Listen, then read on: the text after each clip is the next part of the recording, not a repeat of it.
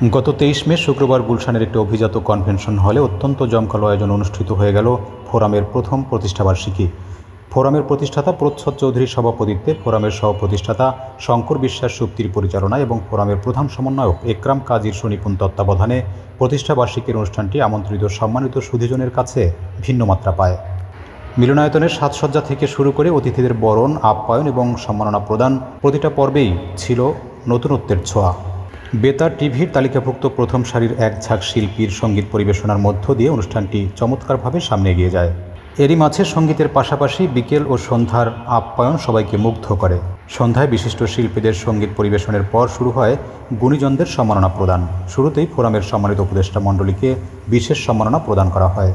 এতে উপস্থিত ছিলেন ফোরাম উপদেষ্টা lieutenant colonel Kamruzzaman, major doctor Khasruz Samad, media ব্যক্তিত্ব স্মৃতি মাহমুদ, রাজনীতি বিশ্লেষক এ বি রানা, রবীন্দ্রসঙ্গীত শিল্পী আনিসা ফজলে লিসি, উদীয়মান ব্যবসায়ী গগন মোহিত সহ আরও অনেকে।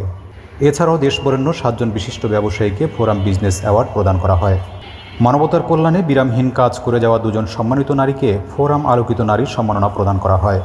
দেশমাতৃকার প্রতি বিশেষ অবদানের জন্য লেফটেন্যান্ট কর্নেল কামরুজ্জামানকে বিশেষ প্রতিরক্ষা বিশ্লেষক সম্মাননা প্রদান করা হয়। দেশের প্রধান ইলেকট্রনিক্স মিডিয়ার অত্যন্ত পরিচিত মুখ মেজর ডাক্তার খসরুজ সামাদকে forum media person of the year প্রদান করা হয়। রবীন্দ্রসঙ্গীত শিল্পী আনিসা ফজলে লিসিকে ফোরাম বেস্ট প্রমোসিং সিঙ্গার সম্মাননা দেওয়া হয়। বরেণ্য সংস্কৃতি ব্যক্তিত্ব গোলাম ফারুককে সাংস্কৃতিক অঙ্গনের মহানায়ক সম্মাননা প্রদান করা হয়। এছাড়াও বিশেষ অবদানের জন্য ফোরামের অন্যতম সদস্য জিন্নাতুন নাহার প্রধানকে ফোরাম সুকন্যা সম্মাননা প্রদান করা হয়।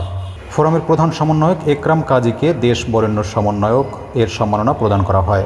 6টি সমমনা সহযোগী সংগঠনকে বিপুলভাবে সম্মাননা দেওয়া হয়। অনুষ্ঠানে আবৃত্তি করেন ফোরামের প্রধান আবৃত্তি শিল্পী হ্যাপি বিশ্বাস এবং নাহিদা মুন্নি। পুরো অনুষ্ঠানটি চমৎকারভাবে সঞ্চালনা করেন রবিন হাসান এবং জিন্নাতুন নাহার প্রধান। আমন্ত্রিত অতিথিবৃন্দ একটি চমৎকার সাংস্কৃতিক অনুষ্ঠান এবং রাতের খাবার উপভোগ করে সুন্দর স্মৃতি নিয়ে বাড়ি ফেরেন।